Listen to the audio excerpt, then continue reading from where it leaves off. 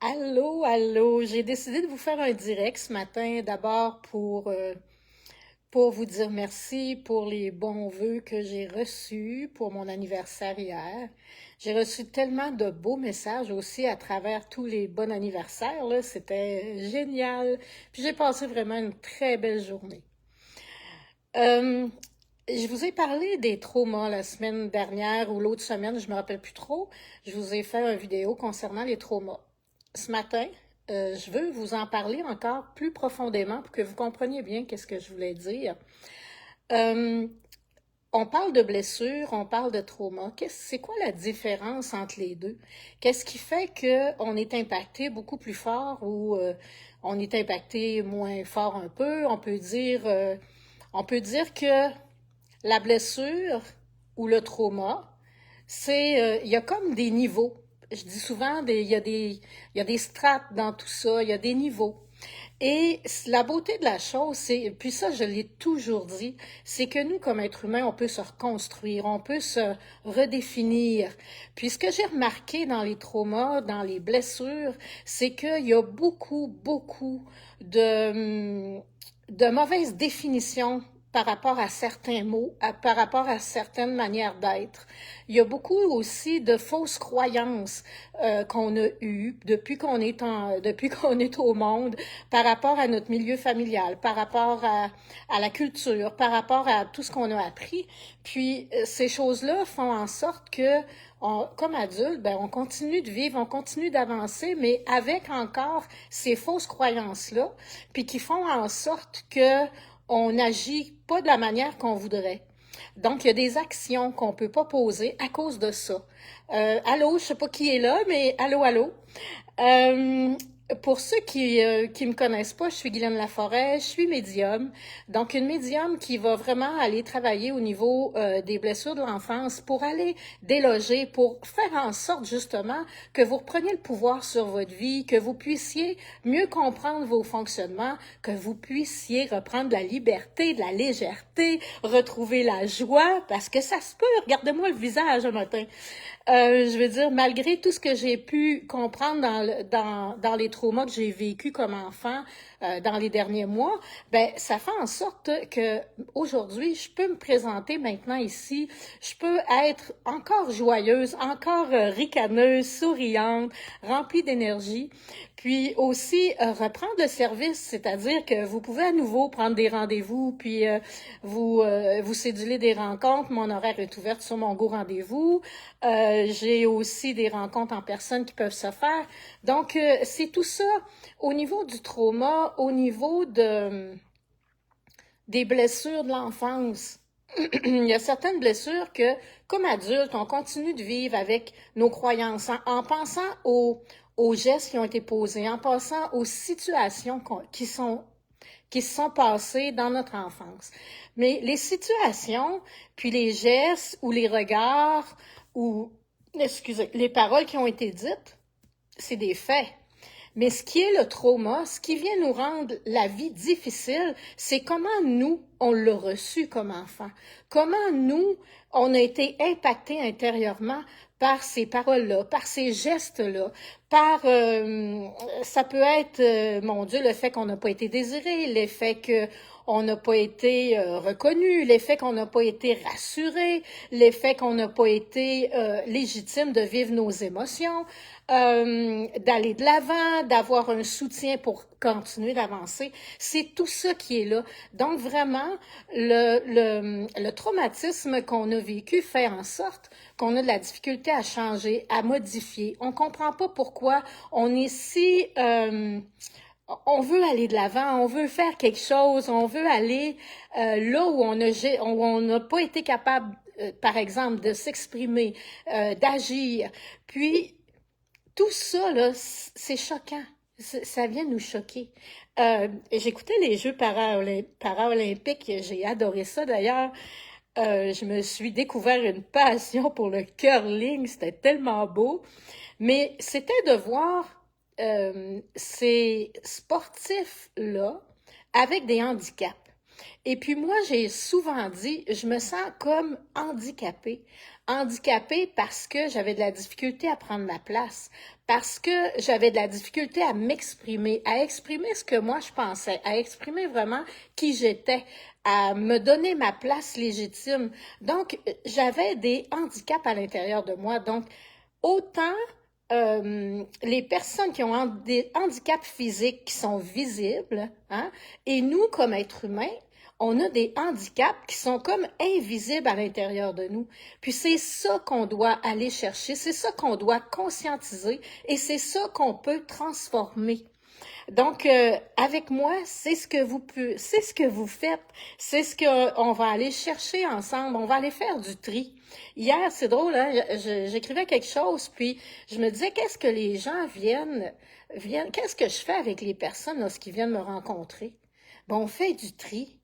On fait du tri pour aller chercher, est où la racine? Qu'est-ce qui est encore bon pour moi? Qu'est-ce que je veux plus dans ma vie? Qu'est-ce que moi je veux obtenir? Et puis, c'est quoi le plus petit pas que je peux faire maintenant pour transformer ma vie? Et puis là, c'est là que le tri se fait. Donc, il y a, comment je dirais ça? Il y a du bagage que vous portez qu'on va éliminer ou qu'on va vraiment dégager de vous. Il va y avoir aussi une légèreté, un apaisement, une sécurité pour que vous puissiez être vous-même parce que j'ai cette capacité-là à vous accueillir, peu importe ce que vous avez vécu. Tout ça parce que mes traumatismes à moi, qu'est-ce qu'ils m'ont fait découvrir, qu'est-ce qu'ils m'ont fait développer, c'est vraiment l'accueil de l'autre dans tout ce qu'il est, peu importe qui il est, peu importe ce qu'il a vécu, mais c'est ça qui fait en sorte que pour moi, c'est beaucoup plus facile de vous accueillir, d'avoir du respect envers ce que vous avez vécu. Et comme je dis toujours, peu importe la blessure, peu importe le traumatisme qu'on a vécu, ça fait mal. Ça fait mal à l'être humain, en dedans de nous. On a mal, on est bloqué, on est gelé, on est paralysé. Mon Dieu, on a des doutes, on fait de l'anxiété, on est insécure, on ne croit pas qu'on peut réussir, on ne croit pas qu'on peut aller de l'avant, on ne croit pas qu'on mérite l'amour, ni puis nous-mêmes, on se renie, puis on a de la difficulté aussi à se donner de l'amour, à se donner de la douceur. Il y a une expression dans les derniers mois que j'ai utilisée beaucoup. J'ai dit, dans ma vie, j'ai passé mon temps à me donner des coups de pied au derrière pour avancer. Et là, je suis rendue à l'étape, après la découverte de ce que j'ai vécu, ben, je me dis qu'aujourd'hui, c'est assez de me donner des coups de pied au derrière. C'est vraiment de moi m'accueillir dans qui je suis, m'accueillir avec de la douceur. Puis des fois, on pense que la douceur, hein, c'est juste, par exemple, aller prendre un bain, c'est s'asseoir, c'est relaxer. Mais la douceur, c'est plein de choses. La douceur, c'est prendre le temps de s'arrêter si tout d'un coup, on a une émotion qui monte, puis arrêter de l'analyser, juste l'accueillir sans se poser de questions. Juste être là puis l'accueillir. Ce matin, je me suis levée, là, puis j'ai dit, bon, ben, je vais aller méditer. Je me suis assise, je me suis mis de musique, puis je me suis mis à pleurer. J'ai aucune idée pourquoi, mais il y avait quelque chose qui avait besoin de se libérer. Mais c'est ça aussi, s'offrir de la douceur. Et même si j'ai vécu ça dans la méditation, je suis quand même souriante, je suis très bien. Donc, au lieu de retenir tout ça puis de me sentir mal à l'aise ou comment je dirais, on refoule tout ça, ben, ça fait en sorte que c'est beaucoup plus libre au niveau de la vie à l'intérieur de soi. C'est ça de la douceur aussi. C'est vraiment d'accepter tout ça. Puis notre corps, des fois, mon corps, des fois, il se met à trembler. Ben, je m'arrête puis je le laisse trembler. Ça aussi, c'est de la douceur. Parce que notre corps, là, souvent, quand on a eu des traumatismes qui sont difficiles, ben, on l'a pas écouté. Hein? Il fallait qu'il nous suive toujours. Il fallait qu'il aille d'avant. Il fallait qu'il travaille. Il y avait toujours des choses à faire. On est allé dans le faire. Et ça, il y a une partie que c'est correct parce qu'on avait besoin d'avancer, parce qu'on avait besoin de survivre. Mais s'arrêter comme ça puis se donner de la douceur, ben, c'est déjà des grands pas vers la guérison, vers l'acceptation de qui on est, l'acceptation de tout ce qu'on a qu'on a développé à travers ces années-là qui ont été des fois plus difficiles, ces événements-là qui ont été plus difficiles, qui sont dans le passé de notre enfance ou qui sont dans notre vie d'adulte. Chaque chose se traverse, chaque chose passe.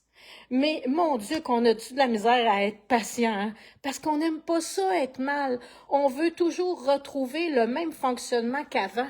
Puis je suis pas à part de vous autres. Moi aussi.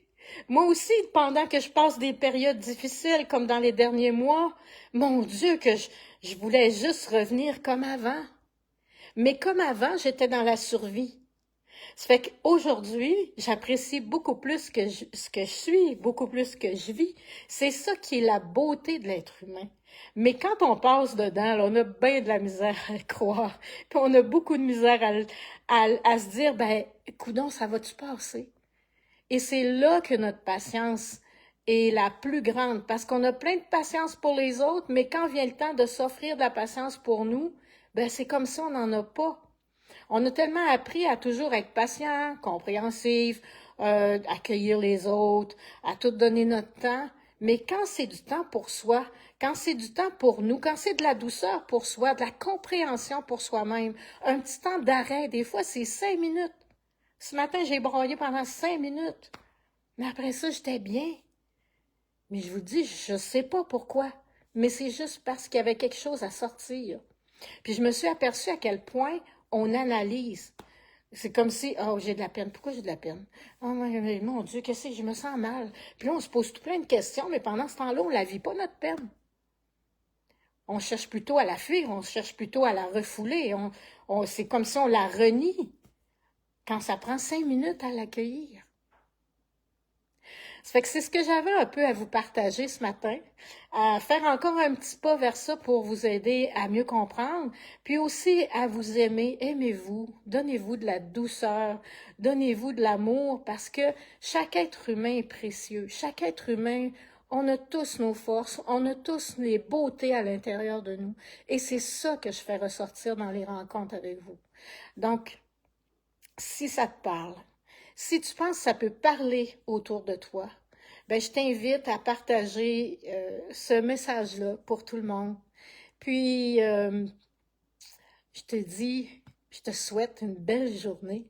Puis je te dis à bientôt.